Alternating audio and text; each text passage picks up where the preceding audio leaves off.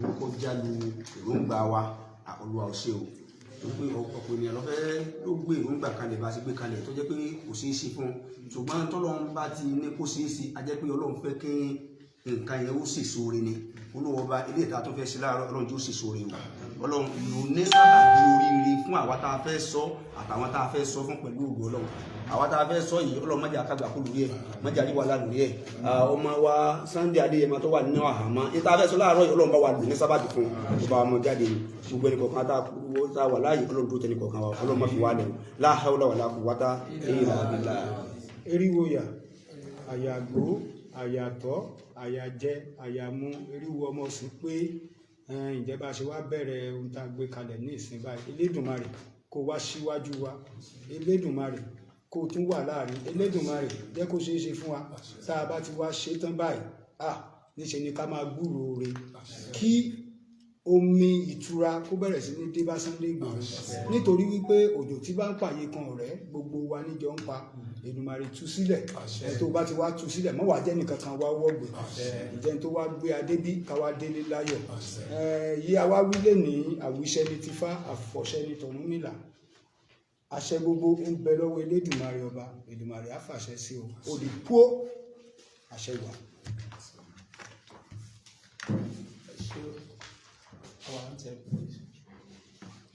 ẹ jẹ́ kí akọ item wa Yorùbá item. ọkọ̀ wa ní káàkiri ẹni tó ní dání kó bá jọ sí.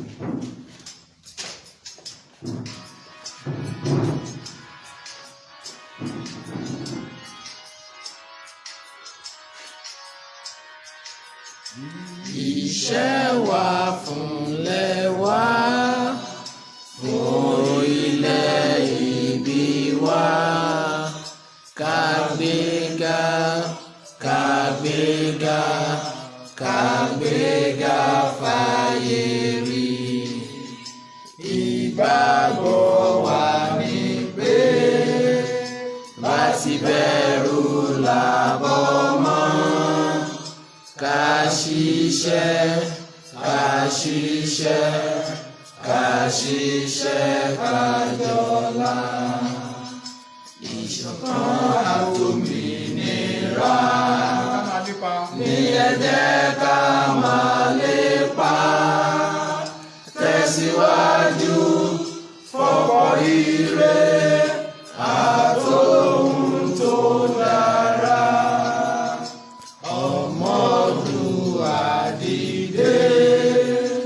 Bọ́ sípò ẹ̀tọ́ rẹ, ìwọ ni ìmọ́lẹ̀ ògo adúláwọ̀. Yoruba nation now. Yoruba nation now. Yoruba nation now. Lágbára Èdùmàrè yóò rí bẹ́ẹ̀ o.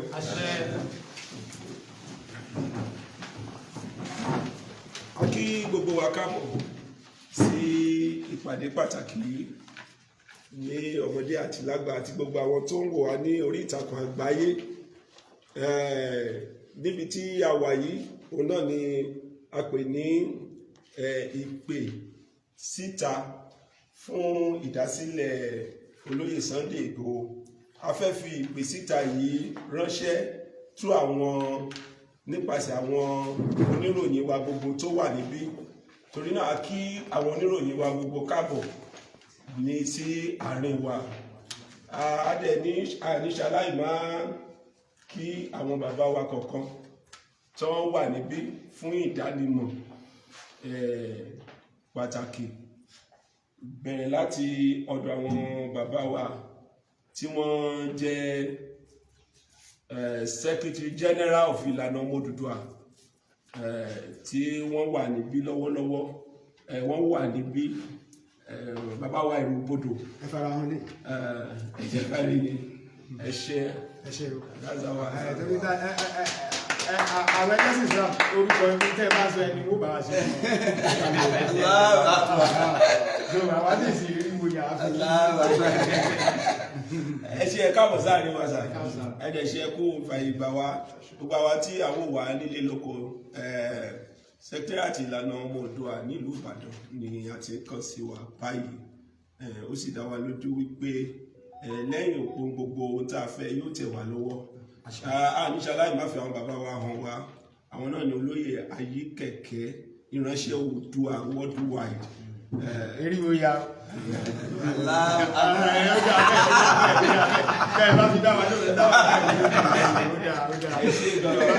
Àwọn náà represent gbogbo àwọn oníṣẹ̀ṣe ní ilẹ̀ Yorùbá káàkiri. Àìkáàbọ̀ sáà ni wà lẹ́ẹ̀kan sí.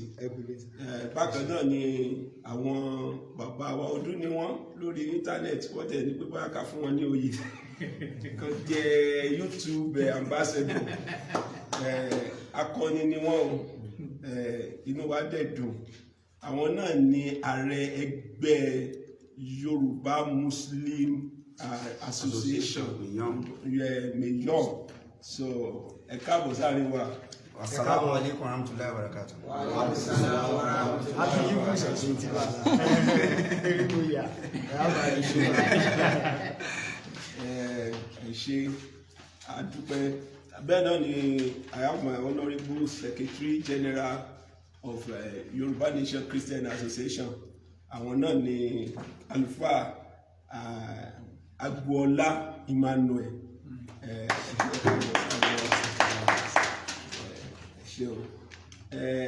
Èmi tí mo ń sọ̀rọ̀ níbí, èmi ni Emmanuel Ayọ̀bámidélé ọmọ Àpáta. Fún oyè yìí sí. Pásítọ̀ Emmanuel Ayọ̀bámidélé Àpáta, tí mo jẹ́ ààrẹ ẹgbẹ́ Yoruba Nation Christian Association.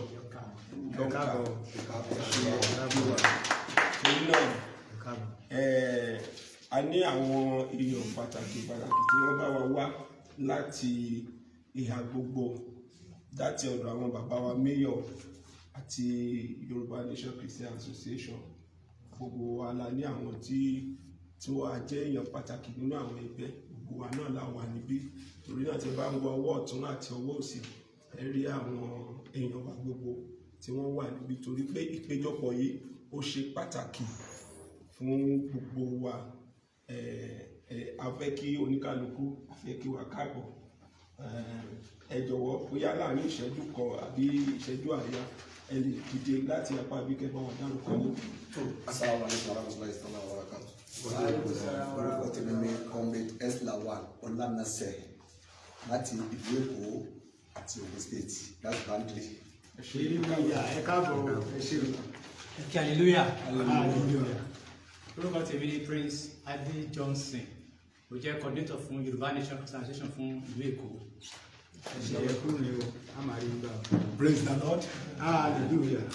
Orúkọ tèmi ni Comrade Pastor Olúwafẹ́mi Ẹ̀dàfẹ́. Mo jẹ́ provost fún YORNCA, Yoruba Nation Christian Association, Lagos. Assalamu alaikum warahmatullahi wabarakatuh. Orúkọ tèmi ni Àfáà Mọ́n Adéjùmọ̀bí, táwọn èèyàn mọ̀ sí Kásímọ́n Media, tí mo jẹ́ PR fún MAYON Muslim Association of Yoruba Nation. Assalamu alaikum warahmatullahi wabarakatuh. Orúkọ tèmi ni Mukada Muhammad Ismail Karama, tí mo jẹ́ ọ̀kan lára ẹgbẹ́ Muslim Association of Yoruba Nation láti ìlú Ẹdẹ. Assalamu alaikum warahmatullahi wabarakatuh.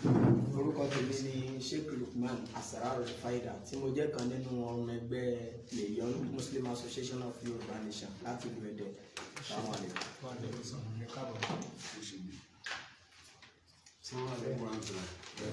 Orúkọ tèmi ni Abdulhamid Ajani, tí mo jẹ́ kan nínú ọmọ ẹgbẹ́ Yoruba Nation láti ìlú Òṣogbo. Assalamu alaikum warahmatullahi wabarakatuh. Orúkọ tèmi ni Àfáà Ìsàkíọ̀fẹ́, tí mo jẹ́ ìkan nínú ọmọ ẹgbẹ́ MAYON Muslim Association láti ìlú Òṣogbo. Ẹ ṣé, ẹ káàbọ̀. Ọláyíwájú Adáwọ̀, èmi ni National Youth President of YORNCA. You're welcome. On behalf of the gentlemen of the press here, please can you just identify yourself, maybe from the. Okay, ẹ ṣé.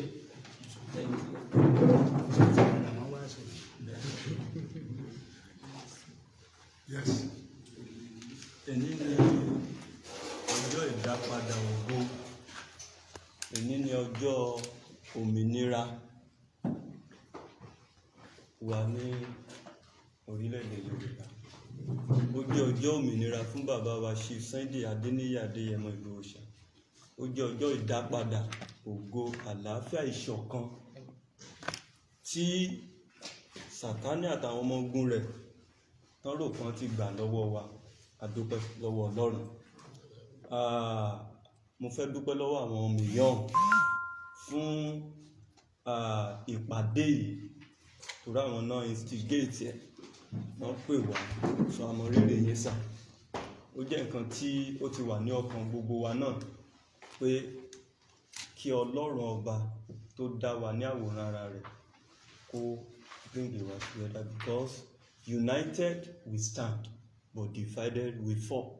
And one of the things tí Sátánì máa ń lò is to use religion to destroy a nation, to destroy people. So ìkan nínú ọ̀nà tán gbà láti fi jẹ wá níyà, jẹ wá lérè nìyẹn. But we the Yorubans, we have come to that realization that tá a bá ń gba àwọn ọ̀tá wọ̀nyí láyè, tó ń gba ọ̀dọ̀ Christian wọlé, tó ń gba ọ̀dọ̀ Muslim wọlé, tàbọ́dọ̀ pé kí ni we are not no, a ṣe àwárí pé wọ́n kàn fi ń ba ayé ara wọn jẹ́ ni. So ìkan ni gbogbo wa when it comes to a nation, when it comes to a child of God, the same blood flow within us. A dúpẹ́ lọ́wọ́ Ọlọ́run. Kó tó dúpẹ́ àmàkà president, a fẹ́ dúpẹ́ lọ́wọ́ àwọn bàbá wa Akíntóyè wọ́n fún wa ní oore ọ̀fẹ́ tá a fi ń rí bí lò, àtàwọn sẹ́kẹ́tìrì gbogbo alábàáṣiṣẹ́pọ̀ wọn. Bákan náà níṣẹ́ aláìmọ́ àdúpẹ́ lọ́wọ́ bàbá wa Cheif, bó tilẹ̀ jẹ́ pé ibi tán ìwà yẹn ó dàbí pé kìíní, ṣùgbọ́n a mọ rírì ohun tán ṣe.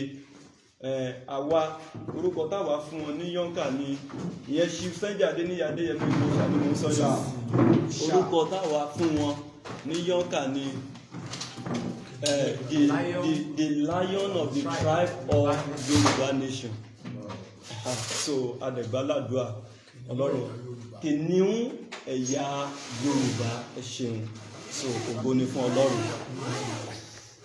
Ní báyìí àwa Kristẹni, Muslim àti traditionalist tá a jẹ́ ọmọ Yorùbá, the indigenous, tí tán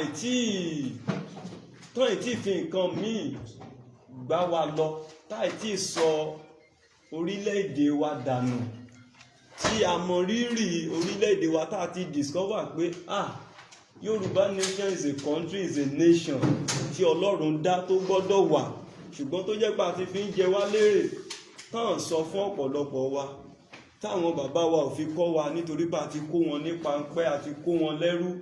So from that then látorí wọn wá ń bọ́ sórí ọmọ, ṣùgbọ́n Bíbélì ọ̀rọ̀ Ọlọ́run sọ wípé yóò sì ṣe ní ọjọ́ kan, ìṣó tá a kàn mọ́ ojú kan yóò di fífàyọ. Oníkálukú á come to realization. Àwa bẹ̀rẹ̀ sí ń discover identity ẹ̀. So àwa tá a ti ń discover, táì tí ìtorí owó ká sọ ọjọ́ wa ọ̀la wa nù. A dúpẹ́ lọ́wọ́ Ọlọ́run tó ràn wá lọ́wọ́ lénìí láti wá jẹ́ kí gbogbo ọmọ Yorùbá ní gbogbo àgbáyé, kí bàbá wa Bánjí lè mọ̀, kí bàbá Cheif Sunday lè mọ̀, kí gbogbo àwọn àfáà, àwọn pastor, general overseer, every one of us kan lè mọ̀ pé we are one nation. Ọlọ́run á dẹ̀ ràn wá lọ́wọ́. Ìdí yìí nìyí tó ṣokùnfà press release tá a bá wá lénìí láàárín àwa Yonka, Yoruba Nation Christian Association. Ó jẹ́ umbrella fún ìjọ àwọn onígbàgbọ́ ní orílẹ̀-èdè Yorùbá, àti MAYON tán jẹ́ umbrella, that is Muslim Association of Yoruba Nation, tán jẹ́ àwọn náà jẹ́ umbrella gbogbo Muslim ní ilẹ̀ Yorùbá. Bákan náà àwọn ti ṣẹ̀ṣe. Ìdí nìyẹn tí Ọlọ́run ṣe mú gbogbo àpapọ̀ ká lè fi ohùn ṣọ̀kan láti jà fún ìran wa. Olúwa yóò ràn wá lọ́wọ́. So ní báyìí press release náà lọ báyìí. Yonka and MAYON with Yoruba Indigenous Nation Religion Council press statement by MAYON and YORNCA. Today, Friday, 28 January 2021. 2022. Sorry, 2022. Today, Friday, 28 January 2022. Title: Free Cheif Sunday Adeyemo Igboho. Gentlemen of the press, this press conference is to address the unconstitutional, unlawful detention of our beloved son, of our beloved brother and father, Cheif Sunday Adeyemo Igboho, at the Republic of Benin. As we all know, he has been in detention for over 6 months without committing any offences known to law. The allegation filed against him has not been proved beyond reasonable doubt, so there is no justification for his continuous incarceration in Benin Republic. Despite that, our fathers, spiritual fathers, biological fathers, political fathers, despite many of them refuse to speak out for their children, for their land. In the process, God brought in our historical, intellectual, emeritus, Prof. Banji Akintoye, to inform the world, to inform the international community, to inform the nation of the genocide going on in our land, that is in Yoruba land. And at a time when we still need more hands, God raised Cheif Sunday Adeyemo Igboho to come to our aid, to come and deliver us. And when the government saw that the atrocity, that terrorism, banditry, and raping of our mothers, sisters and daughters are reducing, when they saw that, immediately Cheif Sunday came in, all those things started reducing. Then government came in. They came upon him. That's Cheif Sunday Adeyemo Igboho. They came upon him to kill him, to steal and destroy his property. All these things in documentary. We saw what happened. That was July 1st, 2021. How they killed people in his house. Only God saved him from their evil perpetration. As we are all aware, Cheif Sunday Adeyemo Igboho is a freedom fighter. He's not a criminal. He only loves his people passionately to fight for their freedom. What he has done is not against the law, both locally and internationally.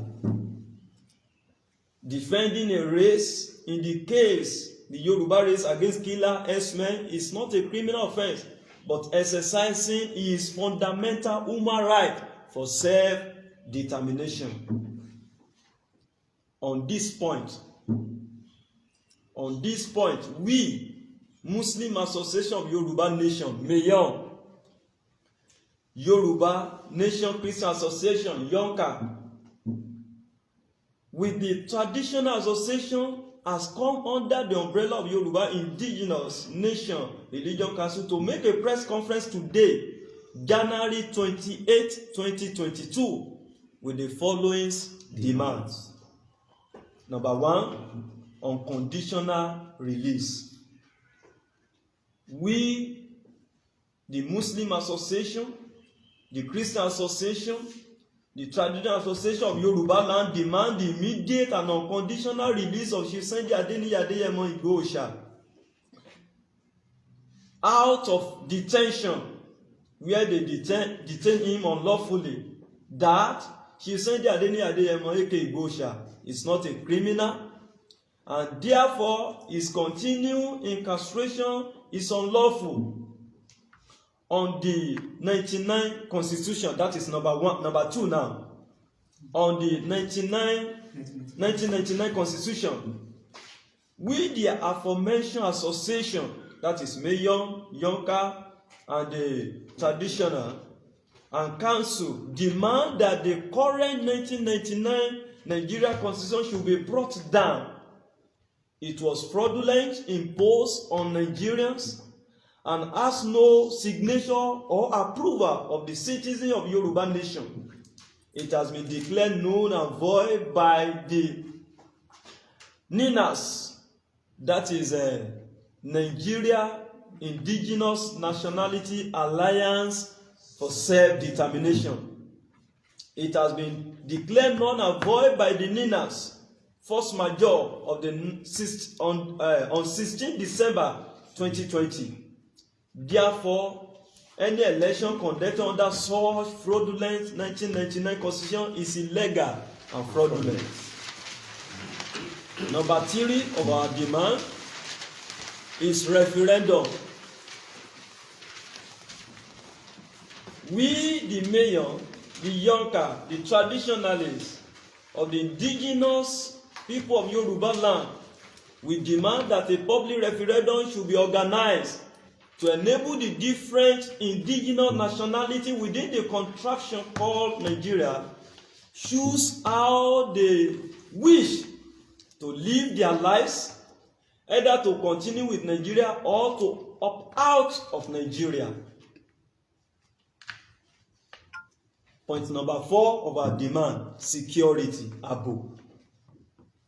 One of the major primary duties of any government is to guarantee the safety and security of lives and property of its citizens. However, the case of Nigeria is the opposite. The safety and security of lives and property of the Christians, Muslims, and that of the traditional worshipper in Yoruba land cannot be guaranteed by the Nigeria government. One of them said, if insecurity lasts for 24 hours, it means government have hand in it. To his blessed memory, it was Abacha that said it. He said, if insecurity in a state, in a country, lasts for 24 hours, it means there is a hand of who? Government in it. And we can all see, over 5 years now, it's more than 24 hours. So, I think it is clear to every one of us that government, we hand over you to God. The federal government of Nigeria has proved over and over again that the safety and security of lives and property of the Yoruba people cannot be guaranteed by their deliberately action and inaction. We all saw it. In fact, we believe that the current federal government of Nigeria is complicit in the wing of terror against the Yoruba people. While the Fulani terrorists, bandits, and kidnappers were busy ravaging the farm and local community of our people in our own land. The security operative that's supposed to be protecting citizens were turning deaf ears and blind eye to the plights and cries of our people. In the absence of the security operative, our people decide to defend themselves in lawful manner. Instead of the federal government to appreciate such effort, they decide to unleash terror on our people, while the criminal Fulanis were protected and allowed to go free without justice. This is what led Cheif Sunday Adeyemo Igboho to rise up for the defense of our people.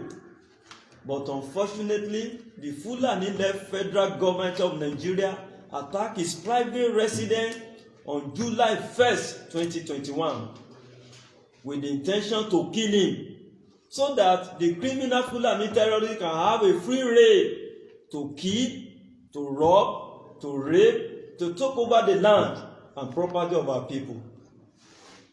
But God will not allow them. Amen. Amen. And we too, we pé a gbọ́dọ̀ defend Igbo ilé wa. So why we push it to God, that God will fight for us. God has told us through his word that we have a role to play, and that is the role that our father Cheif Sunday Adeyemo Igboho shall play. And it's a human right. Yes. It's everybody human rights, it's self-determination. All over the world, they accept that. So what we are doing today is not against the law. It's our right. It's our right. And by the grace of God, Mayon is a lawyer. Yonka is a lawyer. Traditionalist is a lawyer. So we know our right. We know why we are here. The Lord will help us. Amen.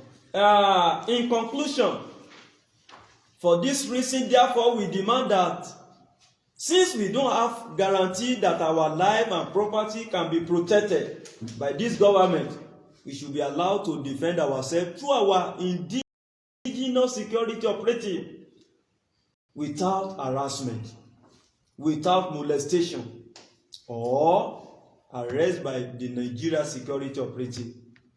Thank you. He signed Mayon. Number 2, Yonka, and the Yoruba Indigenous Nation Religion Council. Yonare. God bless everyone. ilé ìtẹ̀ka yẹn ó sì tún kù èdè Yorùbá tẹ máa bá wa dábò lè. àwọn bàbá oníkẹ̀kẹ́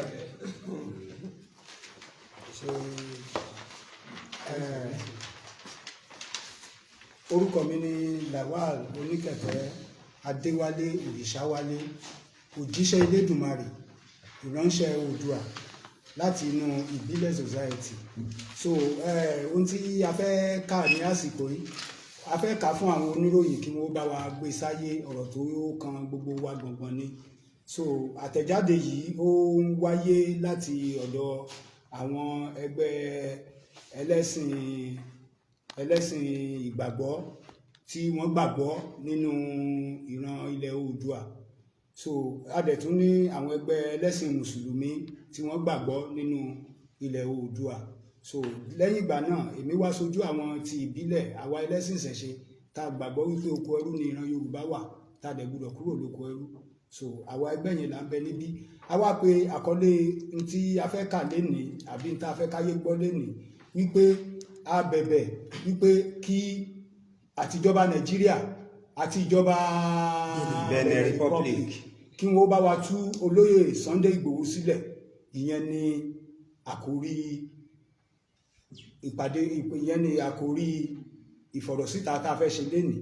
So nítorí ìdí èyí, mo kí gbogbo ẹ̀yin bàbá wa, mo dẹ̀ kí ẹ̀yin oníròyìn lọ́kùnrin lóbìnrin káàbọ̀ sí ibi tẹ́ ti wá bá wa.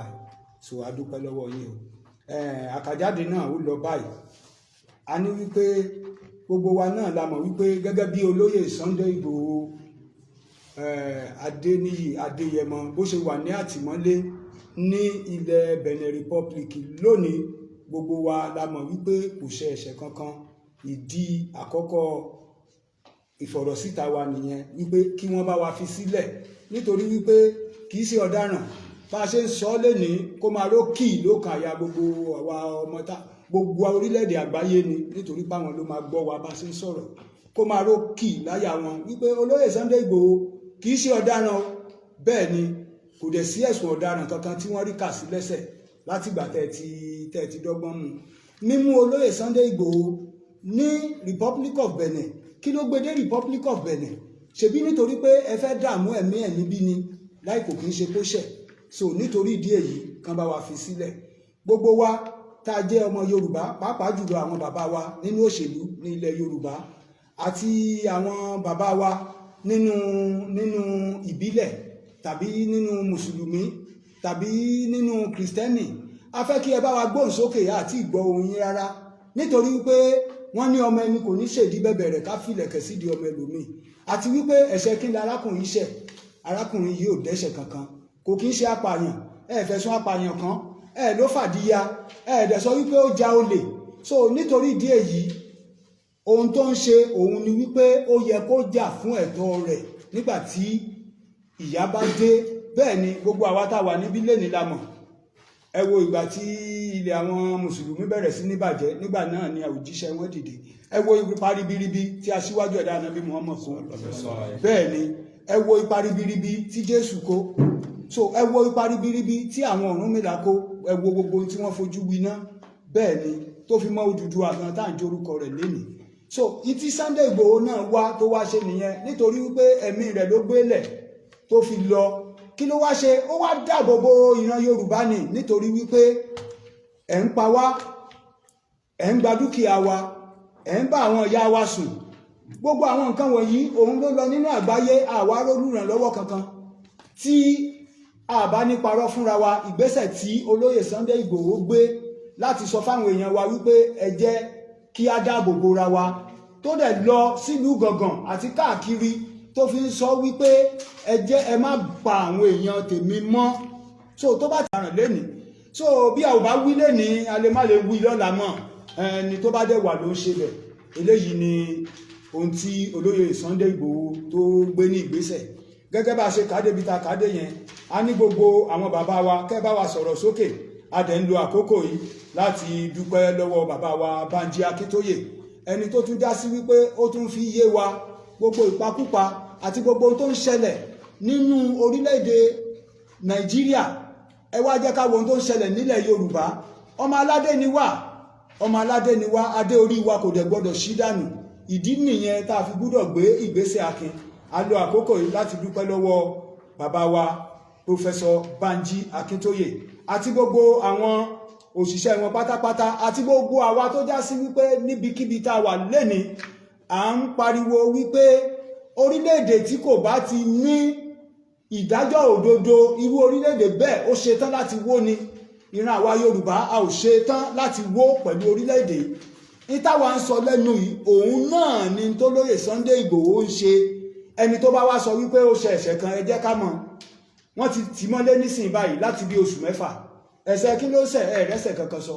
Then àwa tún wá ka ìwé débi wípé a mọ̀ wípé ẹni tí wọ́n bá ń threaten, ẹni tí wọ́n bá ń dà láàmú nínú ìlú ẹ̀, tí wọ́n bá fẹ́ gbẹ̀mí ẹ̀, tí wọ́n lọ sílé rẹ̀ ní July 1st, Èdùmàrè ló yọ, wọ́n pa èèyàn níbẹ̀.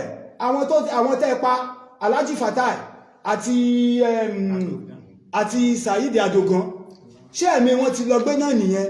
Láì kò kí ń ṣe pé wọ́n jalè, láì kò kí ń ṣe pé wọ́n gbọ́mọ ẹran sábẹ́. Ẹjọ́ Èdùmàrè yóò jà fún wa. Ṣùgbọ́n ṣá Èdùmàrè ò tí ì wá sílẹ̀ rí nígbà tó ti wà láyé láti wá jà fún yàn. Ẹ̀yin náà ni yóò ràn. So nítorí díẹ̀ yìí òun la fi ń dúpẹ́ lọ́wọ́ gbogbo wa. So ohun tó ṣẹlẹ̀ ni wípé níbi tá a wá bá dé lénìí, ohun tá à ń bẹ ìjọba Nàìjíríà àti ìjọba Benin òun ni pé ẹ foríkorí, ẹ fi kúndùkùn, ẹ fi arákùnrin ilẹ̀, nítorí wípé ẹ̀jẹ̀ aláìṣẹ̀ kò gbúdọ̀ ta sílẹ̀ o, nǹkan ò gbúdọ̀ ṣe o. Èdùmàrè ò dẹ̀ jẹ́ kí láburú ṣẹlẹ̀ sí. Bẹ́ẹ̀ ni nítorí pé àwa mọ̀ pé kò ṣe ẹ̀ṣẹ̀ kankan. Tó bá wá ṣẹ̀ṣẹ̀ kankan, ẹ wí fáyé kí gbogbo ayé gbọ́. Ṣèbí nílé ẹjọ́ níbí báyìí, ṣèbí ilé ẹjọ́ tiwa ó ti ní ká ẹ lọ fún ní 20 billion naira nítorí wípé ọ̀nà tẹ́ fi lọ sílé rẹ̀, ọ̀nà tẹ́ fi pààyàn bẹ̀, ọ̀nà tẹ́ fi kó àwọn dúkìá rẹ̀, ọ̀nà náà kò bófin mu. Ilé ẹjọ́ là ń tẹ̀lé. Bẹ́ẹ̀ ni ṣebí ìpín mẹ́ta òun ni ìjọba wa wà. Wọ́n pe àwọn kan ní judiciary, àwọn adájọ́ nìyẹn. Àwọn executive òun lẹ́yìn tẹ́ pera yín ní gómìnà pẹ̀lú àwọn èèyàn yín lénìí, pẹ̀lú legislative àti àwọn aṣòfin. So lónìí báyìí ilé ẹjọ́ ti dájọ́ ẹ̀ tẹ̀lé níbi tí kò ti sí ìdájọ́ òdodo. Àwa ò wá ní wòran, nítorí rẹ̀ ni ẹgbẹ́ àpapọ̀ àwọn onígbàgbọ́ tí wọ́n gbàgbọ́ ní ti Èdùmàrè, nítorí wípé ẹni tí ò bá gbàgbọ́ kò ní lè jàfẹ́tọ̀ rẹ̀. Jésù ṣe bẹ́ẹ̀, Ànábì ṣe bẹ́ẹ̀, bẹ́ẹ̀ ni kò ní lè jà. Ẹ̀tọ́ wa ni ó tún bẹ nínú ìwé Elédùmarè wípé a gbọ́dọ̀ jà fún ẹ̀tọ́ ara tiwa, a gbọ́dọ̀ jà fún ẹ̀tọ́ orílẹ̀-èdè wa àti mọ̀lẹ́bí wa pẹ̀lú àtẹ̀tọ́ ìlú wa. Ohun tí olóyè Sunday Igboho tó ń ṣe lọ́wọ́lọ́wọ́ nìyẹn. So tí a bá ti wá rí bẹ́ẹ̀ lónìí tá a sọ pẹ̀lú gbogbo àgbáríjọ pọ̀ gbogbo àwa ẹgbẹ́ tá a wà ní àyín àti gbogbo ọmọ Yorùbá lápapọ̀, bẹ́ẹ̀ ni ojú ọmọ Yorùbá là ń ṣe, nítorí wípé kò sẹ́ni tí a sọ wípé tó ń ṣẹlẹ̀ nínú ìlú wa lónìí ó dára.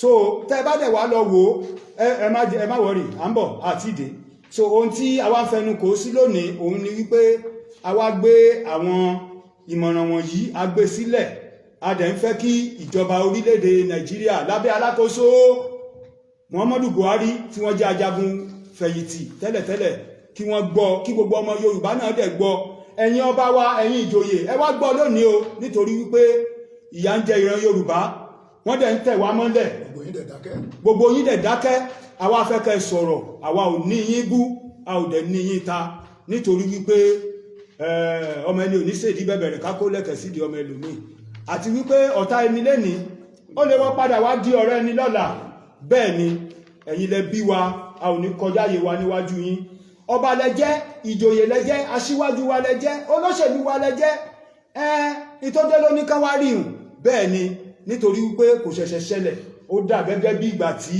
àwọn bàbá wa tí wọ́n jẹ èso tí eyín wa ń kan ọmọ lónìí bẹ́ẹ̀ la ṣe sọ fẹ́yìn aṣíwájú wa adẹ̀fẹ́kẹ́ gbọ̀rọ̀ yíyẹ̀wò ìyẹn bẹ́ẹ̀ so ohun tá a wá gbà lérò ni wípé unconditional release bó ti ṣàlàyé nípa yẹn lẹ́yìn rẹ̀ ohun tá a tún fẹ́ sọ ni wípé on the 1999 constitution ìwé òfin tẹ́lẹ̀ gbé kalẹ̀ wọ́n ní ẹgbẹ̀jì sarẹmọ fún ni àgàn yọ àgàn má yọ̀ mọ́ ẹgbẹ̀jì tó sarẹmọ fún ni lágàn ó lè gbọ́ ọmọ pa lọ́wọ́ ẹni tá a bá dàbí àmọ́ àwọn mílítírì àwọn ológun àwọn ló gbé constitution náà kalẹ̀ bẹ́ẹ̀ ni àwọn ológun ló gbé kalẹ̀ ṣé wá rí constitution náà kò wá sí àǹfààní níbẹ̀ òun la ti ń lò ó bọ̀ tó ń ba ìlú wa jẹ́ dòní kò wá síbẹ̀ ṣe lè dìbò lórí constitution yìí ìyà náà lẹ máa bá ń bẹ̀ ẹjọ́ gbogbo àwọn oníròyìn mo fẹ́ ká ẹ lọ kọ́lẹ̀ lónìí àti gbogbo ẹ̀yin tẹ́ wà pẹ̀lú wa wọ́n á dìbò 2023 kò sí tẹ́lẹ̀ bá bẹ̀ òfo náà ni ìdí tó fi jófo ni wípé orílẹ̀-èdè kórílẹ̀-èdè tí sẹ́nítọ̀ yín tí wọ́n ń pọ́kẹ̀tì 13.5 million lọ sílé tó wá já sí wípé àwọn òṣìṣẹ́ tó ń ṣiṣẹ́ gan ẹ̀ lè san 30,000 fún wọn ẹ gbé sí orí kàtígórì kẹ̀yẹ̀wò orílẹ̀-èdè tó já sí wípé níbi tá a wà tá a bá rí epo níbi tàbí tá a bá rí nǹkan kan níbi a ò lè fọwọ́ kan nílẹ̀ Yorùbá àfi ká gbé dé fẹ́dírà kí wọ́n wá pín ní orílẹ̀-èdè dẹ́ni wọ́n ti fi òrí pín láti ìpìlẹ̀ constitution yìí a fẹ́ kí wọ́n bá wa ṣe ìyípadà a gbọ́dọ̀ rí dájú wípé ìyípadà wà ń bẹ̀ bẹ́ẹ̀ ni nítorí wípé kò bá sí kò mú lásìkò yìí kò bá mu gbogbo wa mọ̀ ẹlẹ́ẹ̀kẹta òun ni wípé lásìkò tá a wà yìí ohun tí a ń béèrè fún òun ni wípé ẹ jẹ́ ká foríkorí ẹ jẹ́ ká fi kùn lúkùn Nàìjíríà àwa ọmọlú àwa kọ́ la gbé constitution sílẹ̀ a wà níbí báyìí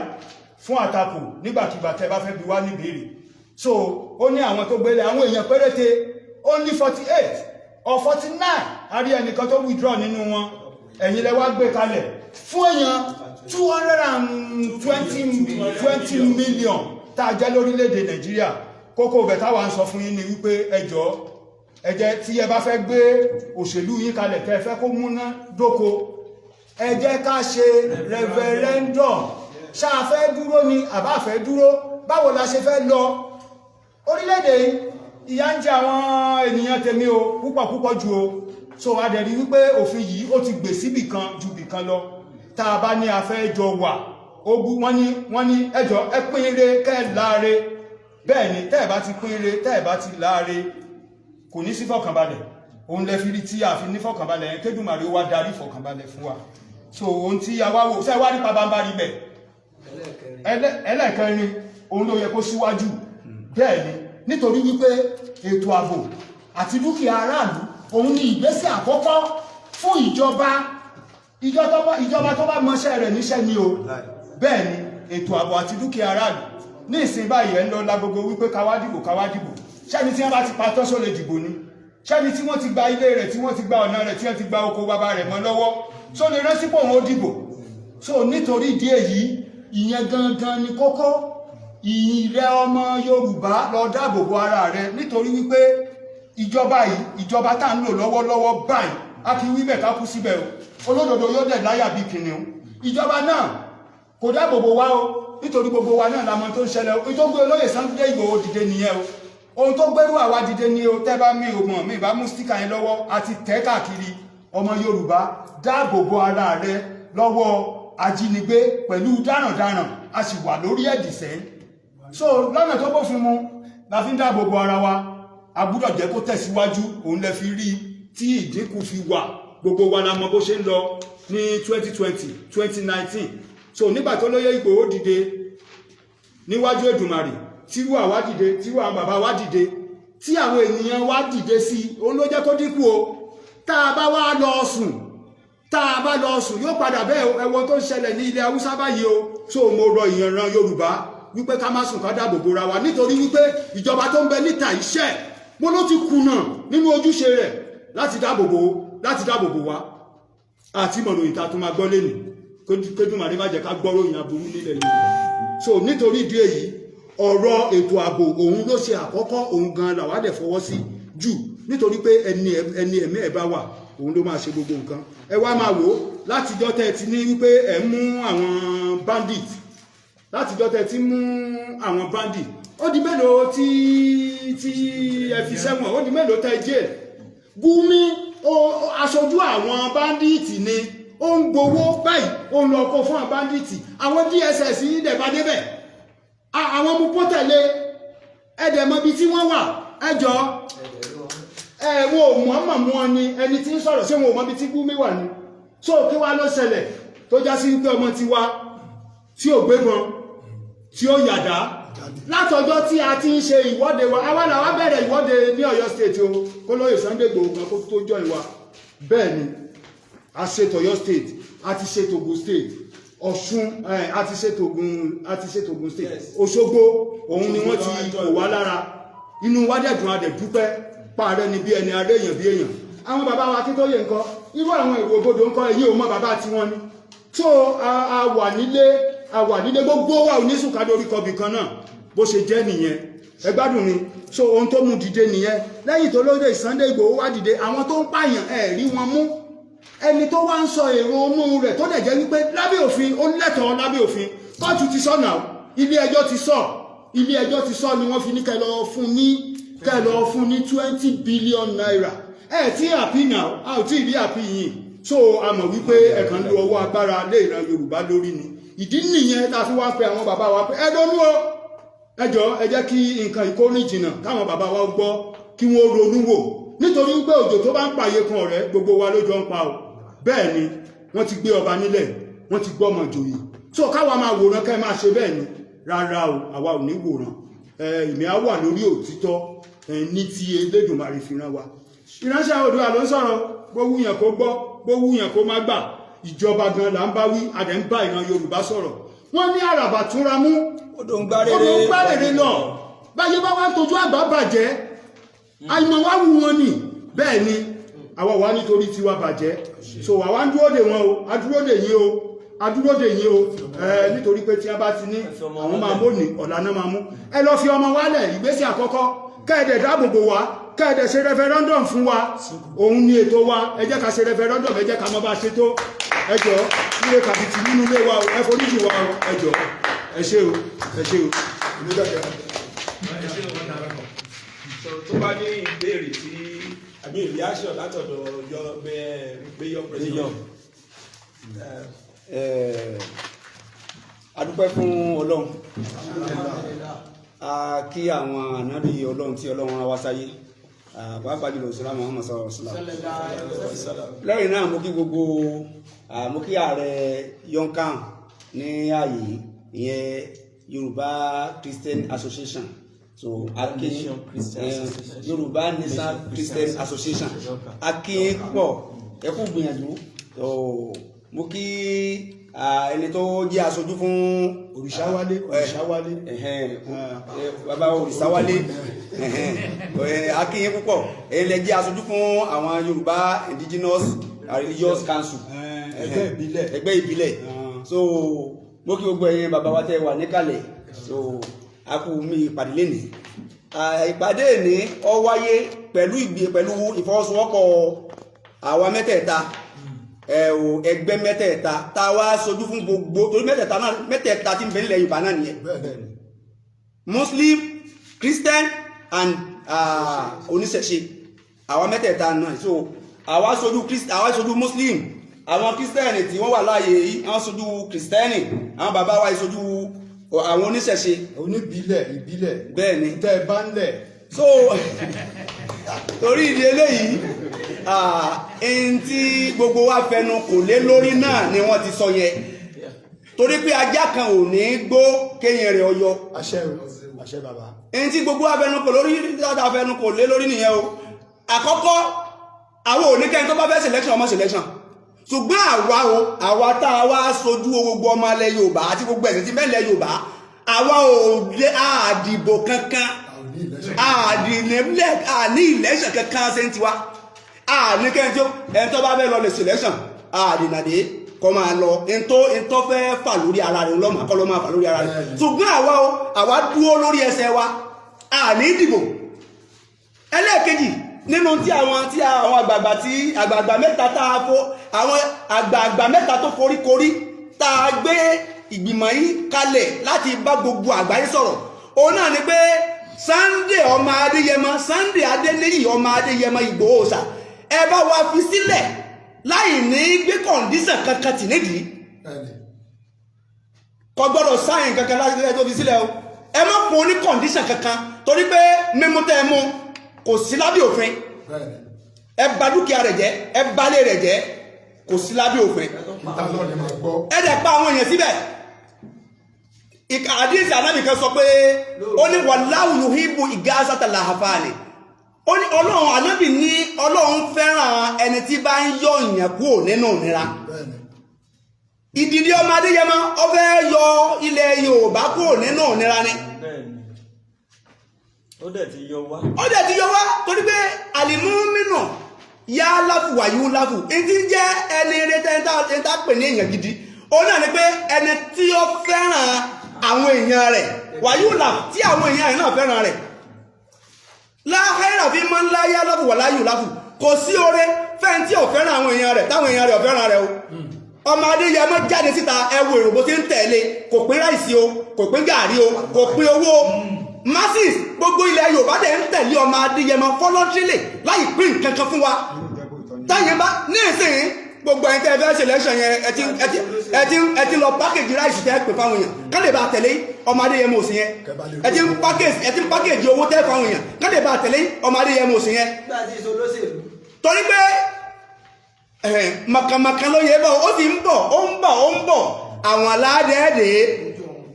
àwọn aládẹ́ẹ̀dẹ́ ẹ lọ bá fi ọmọ Adéyẹmọ sílẹ̀ láì ní fi condition kankan sílẹ̀ fún so referendum kó sì wáyé kí referendum wáyé kó wáyé so torí èdè àbí kóníkálukú ọmọ ààyè kọmọ báàbù rẹ̀ kálukú ọlọ àbá Hausa jà o àbá Fúlàní jà o àbá Yíbò jà o kóníkálukú dúró láàyè rẹ̀ ìyẹn ọ̀sọ́ pé bóyá adójú ìjà sẹ́nì kankan nù wọn o àwa àti Benin Republic àwa ń lọ Benin wá sílẹ̀ Yorùbá àgbà òǹkálukú ọgbà pálikó tó wọlé ilẹ̀ onílẹ̀ ni o ìyẹn ò ní kí àjọṣe ọmọ wà láàrin ẹ̀yà mẹ́tẹ̀ẹ̀ta ṣùgbọ́n kó ní kálukú ọlọ torí pé ìwà papọ̀ tẹ́ kó wa papọ̀ aburú ló ń dá sílẹ̀ wàhálà ló ń dá sílẹ̀ so torí ìdí eléyìí ẹ dákun ẹ fi ọmọ Adéyẹmọ sílẹ̀ láì ní condition kankan nídìí so ọlọ́run bá yóò dùn tẹ́nì kọ̀ọ̀kan wá o ọlọ́run ní fi wálẹ̀ kò bẹ́ẹ̀ rọ. bàbá ẹ bá sọ̀rọ̀ lórí ètò ààbò yẹn náà ẹ bá fi kún bàbá tí so abala ètò ààbò yẹn a fẹ́ bẹ̀ àwọn olóṣèlú ilẹ̀ Yorùbá pàápàá àwọn gómìnà tó di òṣèlú mú báyìí àwọn ló wà bẹ́ẹ̀ lẹ́ni o wọn ò ní síbẹ̀ lọ́la so gbogbo àwọn olóṣèlú apáta tó dipò òṣèlú mú tán wà ní ipò àṣẹ ọ̀rọ̀ ààbò nílẹ̀ Yorùbá pàápàá ẹgbẹ́ Àmọ̀tẹ́kùn tí wọ́n dálẹ̀ tí wọ́n fún wọn ní ìbọn gidi àwọn bandits wọ́n ní AK-47 tó jiná AK-47 AK-49 gbogbo ẹ̀ náà kó dání wọ́n máa tẹ́sì ẹ̀ lójú wa báyìí tán ṣe fídíò ẹ̀ síta wọ́n ní machine gun Àmọ̀tẹ́kùn wa ṣàkàbùlà ló wà lọ́wọ́ wọn tó jẹ́ pé ńgbà kẹ́ tó lè yan tẹ bá yàn kan tán ẹ̀ṣẹ̀ tó wá da ètù ẹ wàá máa kó ọta sí ẹ wàá máa kì í odidi bí ìṣẹ́jú mẹ́wàá ẹ̀ tí kì í ọwọ́ kan tán àwọn bandit ẹ̀ẹ̀kan tán bá ókùn wọ́n lè yan bí more than 50 rand lọ́wọ́ kan tán bá tẹ̀ so kò sétò ààbò nílẹ̀ Yorùbá ìyẹn ẹ jọ̀wọ́ ẹ̀rọ wọn ní agbára láwọn tá a rí yẹ dẹ́ gbogbo àwọn yòókù gẹ́gẹ́ bí a ti sọ bí ẹ jẹ́ káwọn ọmọ Yorùbá ká dìde fún ètò ààbò wa a dẹ̀ tún fẹ́ sọ fún àwọn DSS ẹ máa gbọ́ àwọn DSS wọ́n ti di àwọn kan ti da kidnapper wọ́n dẹ̀ fi àwọn ọmọ Yorùbá náà dẹ̀ kidnap ẹni kí n ká ṣe àwò ọkùnrin kan wọ́n lọ gbé ní ìpínlẹ̀ Èkìtì wọ́n lòun ló ń ṣe oògùn fún Sunday Adeyemo Igboho ó dẹ̀ lò oṣù 6 ní kọ́sítọ́dì wọn ta ló máa gbèjà ọkùnrin yẹn kò sí 6 months wọ́n ló ń ṣe oògùn kò sí mọ́ Sunday Adeyemo rí wọ́n ní babaláwo ni ẹjọ́ ṣé tí ènìyàn bá ti wá jẹ́ babaláwo nílẹ̀ Yorùbá ó ti jẹ́ ọ̀daràn so ó wá kú kí DSS wá máa wá àwọn ọmọ Yorùbá bóyá ó ṣàwo ó ṣe kankan àbí wọ́n wá gbé tó bá tẹ̀ rí fóònù tó bá rí Sunday Adeyemo Igboho bẹ̀ wọ́n á gbé ẹ̀dẹ̀ wo ẹwọ àwọn tí wọ́n tì mọ́lé Lady K agbọ́ bí wọ́n ṣe ń fi wọ́n ní NG oil wọ́n fi ń ṣe omi ọbẹ̀ fún nínú ẹwọ ṣé rí èní lẹ́rí ẹ̀mọ́lá torí wípé ẹ̀ ń jà fún ẹ̀yà Fúlàní tó wà ń bẹ̀ so anybody tó bá wù yín tẹ́ bá ti gbé bá a ṣe ń sọ̀rọ̀ yìí ẹ lè débí bẹ́ẹ̀ pààyàn kò sẹ́ni tí ó bí ṣùgbọ́n ọjọ́ kan bọ̀ àwọn ìran kan máa dìde ẹ̀ nílé ṣe tẹ́ ẹ̀ ṣe yẹn mọ́ torí náà ẹ wà lára àwọn tí wọ́n ní ilẹ̀ Yorùbá lára DSS we are one of the people tormenting Yoruba people because you are aiding the criminals who are penetrating evil in Yoruba land ẹ gbé wọn lẹ́yìn ẹ gbé àwọn oníṣẹ́ ibi tí wọ́n fi yẹ Yorùbá lẹ́yìn ẹ dédé gbé èèyàn ẹ lọ gbé pamọ́ bóde wù yín bẹ́ẹ̀ pákó sẹ́ni tí ó bí yín ẹ̀yin lẹ́yìn ọwá lẹ́nu o Ọlọ́run ayọ̀ yín lẹ́nu ayọ̀ ilé yín lẹ́nu gbogbo ẹ̀yin tẹ́ tí ẹ̀rán àṣẹ títa táwọn ọmọ yín dẹ̀ wùwàkùwà lágbára Ọlọ́run àwọn ọmọ yín wọn ò ní kéré òkò délé o bẹ́ẹ̀ ṣe fún àwọn ọmọ ọlọ́mọ ṣòfò àwọn ọmọ tí náà máa ṣòfò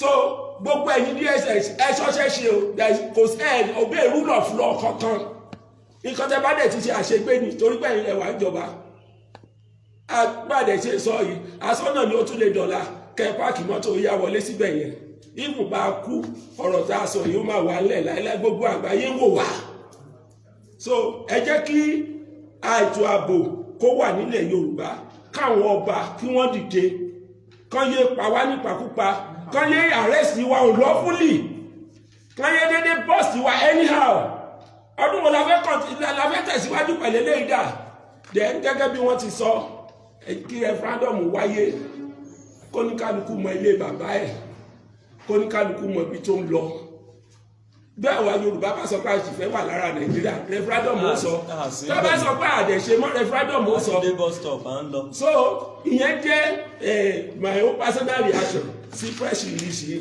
ẹ ṣé púpọ̀. so láàfikún díẹ̀ tí mo fẹ́ sọ lẹ́ẹ̀kan sí comrade pastor Fẹ́mi Ẹ̀dàfẹ́ is my name ṣe rí ohun tá à ń sọ bí àwa pẹ̀lú àlàáfíà a ò wá jà pẹ̀lú ẹnikẹ́ni ṣùgbọ́n mo fẹ́ ṣe àkíyèsí kan fún gbogbo àwa tá wà nílé tá wà nílé tá wà lóko tá wà nírìn àjò tí à ń pinnu pé a fẹ́ lọ dìbò àánú yín ló ṣe mí torí ògo yín ni wọn ó tún jẹ fún ọdún 8 wo ọjọ́ orí rẹ nísìn wọ́n jẹ bàbá rẹ máyé wọ́n jẹ ọ máyé wọ́n tún fẹ́ jẹ àwọn ọmọ yín máyé ẹ̀ẹ́dẹ̀ ronú wọ́n ti ń pín ráìsì dìríkà kan ọdún 4 lẹ́fi jìyà rẹ̀ dìríkà 2 ọdún 8 lẹ́fi jìyà rẹ̀ ẹni tó lóun fẹ́ ṣe adarí yín tó lóun bá Yorùbá nation lọ tó lóun fẹ́ ṣe adarí yín wọ́n béèrè iye ọdún rẹ̀ ṣé òpùrọ́ lè darí ìlú ẹni parọ́ pé ọmọ ọdún 69 lòun tó dẹ̀ jẹ́ 79 ó yọ 10 kúrò nínú ọmọ ọdún rẹ̀ eléyìí lágbára o wọ́n tó béèrè pé báwo ló ṣe méèkì owó ẹ̀ kò sí ẹni tó tilẹ̀ rán lọ yẹn ń ká lòlò jù bí mo bẹ̀ yín ẹ̀yin tẹ́ wà nílé wẹ́ ìmáàmù àti sọ́lẹ̀ kan wípé ní ká má lọ dìbò ṣùgbọ́n àwọn àtàwà mí ṣetán ohun tá a fẹ́ nínú àlàáfíà ara òun ni referendum ìyẹn ló ní kí ló ń bà yín lẹ́rù inú rẹ̀ tẹ́ ẹ bá ṣe dáadáa àwọn yẹ kára ó yá yín ṣùgbọ́n torí pé ẹ ṣe dáadáa lẹ fi mú àwọn tó bá sọ wípé àwọn fẹ́ dá dúró ṣé wàhálà ní kẹ́yìn sọ pé òun fẹ́ kó lóko ẹrú ni ò ṣẹrú mọ́ èwo ni wàhálà nù rẹ̀ bí àwọn bàbá wa tí wọn ò tilẹ̀ sọ̀rọ̀ àwa ọmọ ó sọ̀rọ̀ torí àwọn bàbá wọn ti ń kẹ́rù sí kòtò ṣùgbọ́n àwa ta jẹ́ ọmọ a sì ní ayé ara wa lò òun ló jẹ́ ká máa sọ̀rọ̀ náà gbogbo yín lẹ mọ ohun tó ń ṣẹlẹ̀ nínú security or no security kò tilẹ̀ sí nǹkan kan tá a fẹ́ sọ lórí yẹn kò sí nǹkan kan tá a fẹ́ sọ lórí yẹn àwọn ìyá wa wọ́n bá wọn sùn àwọn ẹ̀gbọ́n wa wọ́n bá wọn sùn àwọn ìyàwó wa wọ́n bá wọn sùn ẹ wá ní kínú wa ó dùn torí gbogbo ìtẹ́fẹ́ dìbò yìí mi ò gbàdúrà ẹ̀ fún yín o ṣùgbọ́n ohun tó jẹ́ kẹ́ ẹ pinnu pé ẹ fẹ́ dìbò ni pé wọn ìbá bàbá àti ìyá yín sùn wọn ò tí ì bá ẹ̀gbọ́n àtàwọn àbúrò yín sùn tó bá ba sùn ó dorí kodò wàá ronú wípé ìbò kọ́ ló kàn ohun tó kàn lọ́wọ́lọ́wọ́ báyìí ní referendum ká dìbò bóyá a sì Nàìjíríà àwa ò tẹ̀lẹ̀ síbẹ̀ náà àbá ò yọra wa torí àwọn ìpè 100 years tá a lò lóko ẹrú ti tó we should be free by now so ìyẹn ni kókó ohun tí a péjọpọ̀ láti wá sọ fún gbogbo ẹ̀yin ọmọ Yorùbá àti contraction tó ń pè ní Nàìjíríà ire o. So a fẹ́ gba from the press tá a bá rí ìbéèrè ká lè dáhùn pápápá àti gbogbo wá sí ìdánidúró ọ̀rọ̀ tí a bá dẹ̀ ní ìtẹ́ tí bàbá wa ìrògbòdò bá fẹ́ sọ ọjọ́ general secretary general fún àná ọ̀rọ̀.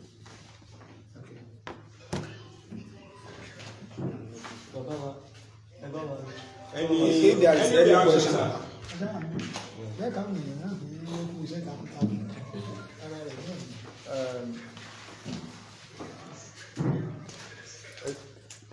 Ẹ ṣe gan-an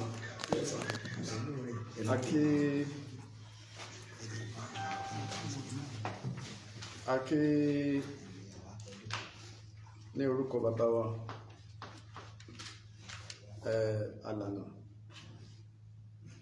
Professor Adébánjí Akíntóyè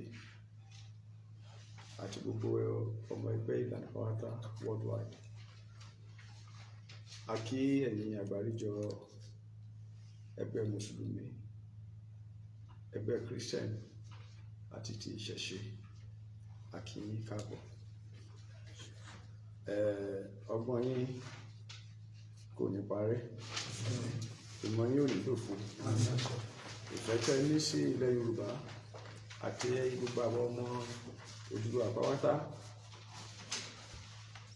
Ọlọ́run á nífẹ̀ẹ́ tẹ̀yìn náà bí tàdé ń lọ kò jìnnà mọ́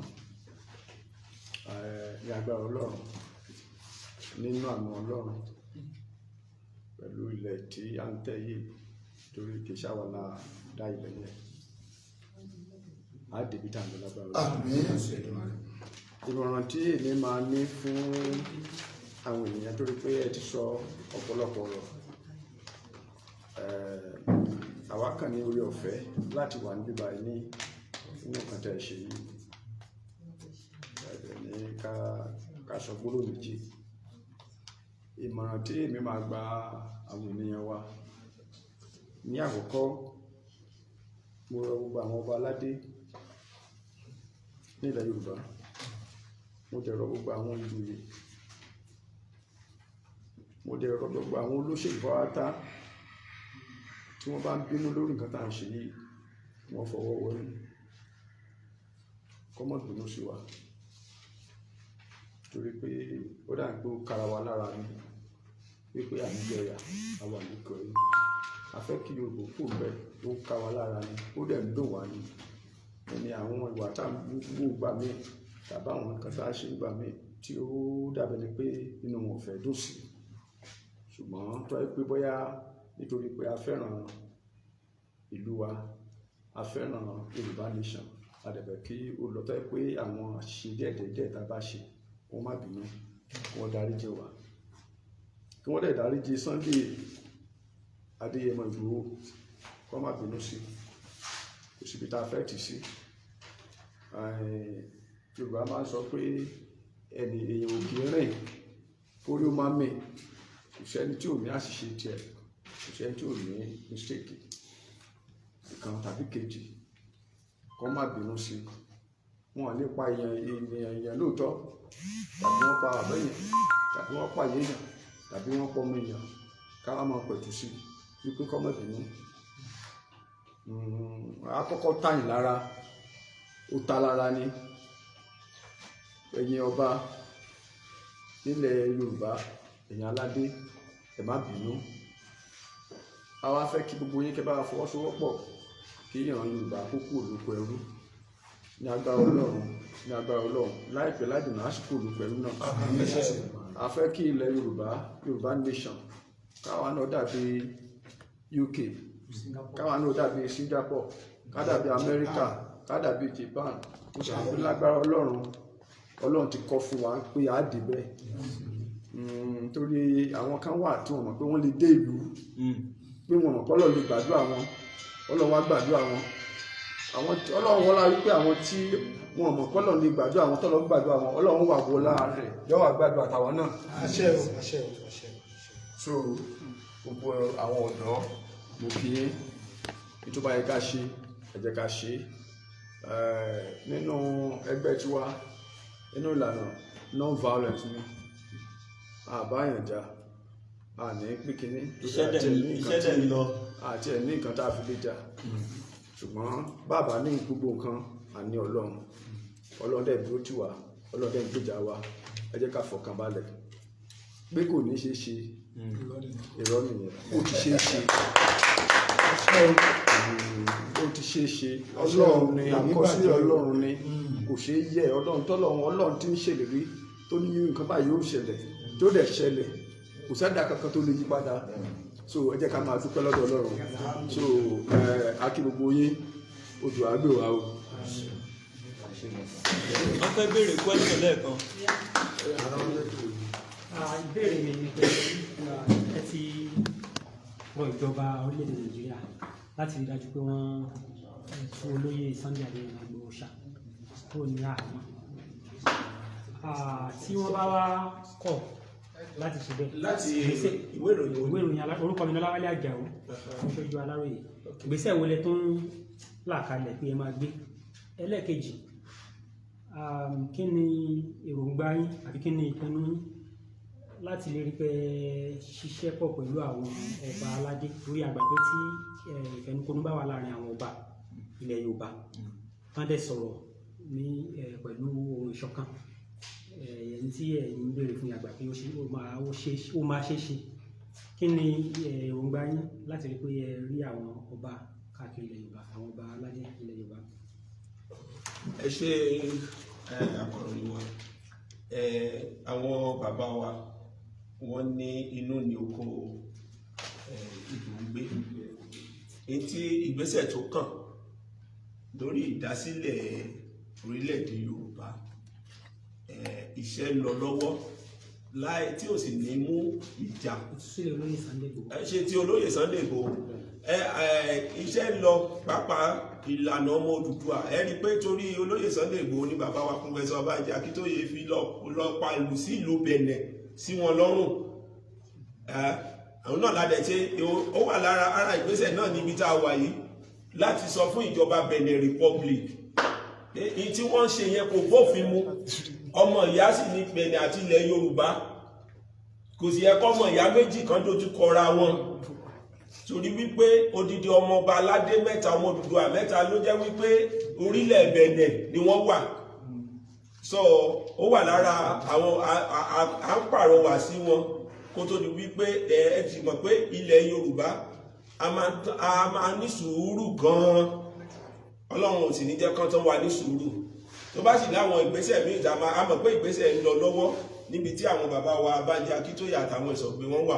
A mọ̀ pé àwọn náà náà ń sọ fún àwọn ọ̀dọ́ pé ẹ má ṣe lọ́nà ọ̀dọ́ torí tó bá jẹ́ ọ̀nà ọ̀dọ́ ni yóò ti di wàhálà ṣùgbọ́n a lè máa wọ àwọn bàbá wa ń wájú kí nǹkan kórí ọmọ tuntun wọ́ rárá so ṣùgbọ́n ìgbésẹ̀ ń lọ ẹni a sì tún rọ àwọn ọba aládé ọba tí ò bá fọwọ́ sí kílẹ̀ Yorùbá lómìnira Ọlọ́run ló ń yọ̀yàn sípò Ọlọ́run ló sì ń yọ̀yàn nípò Ọlọ́run a máa yọ wọ́n nípò so ìyẹn jẹ́ bó ṣe jẹ́ ṣùgbọ́n a ó máa bẹ̀ wọ́n ni torí ọwọ́ wọn ni àṣẹ wà kìí ṣe ẹ ṣé púpọ̀ torí àsìkò wa.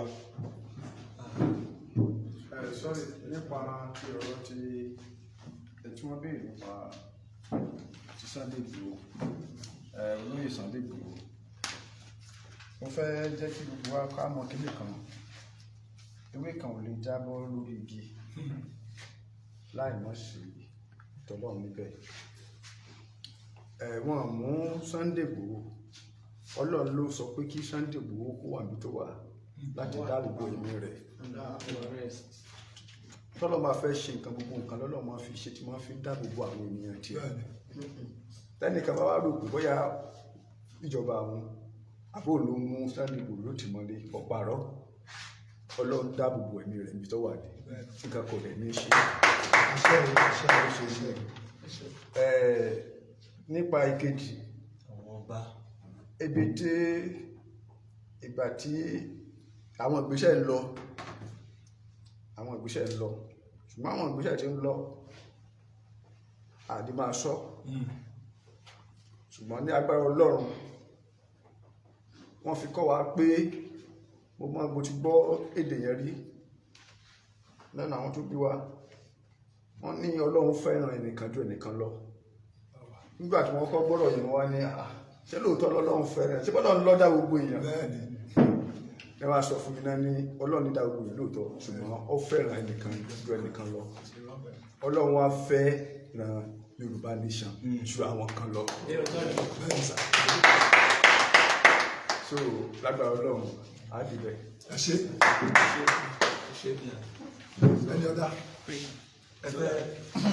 orúkọ mi ni Omíyalé Adéwọlá ìṣọ̀kan Ọmọlúwa TV a gbọ́ àwọn awuyewuye kan nígbà tá a kó dirí wípé ìjọba orílẹ̀-èdè Nàìjíríà ò fi àyè lẹ̀ fún òfin láti ṣiṣẹ́ bó ti tọ́ àti bó ti yẹ tí ilé ẹjọ́ sì ti dá olóyè Sunday Adeyemo Igboho ní ààrẹ ìyẹn ní orílẹ̀-èdè Nàìjíríà ní ilé ẹjọ́ tó ga jù nílẹ̀ Ìbàdàn ǹjẹ́ ìgbésẹ̀ kan wà àbí ìgbésẹ̀ kan ti fẹ́ wáyé lórí bí a ti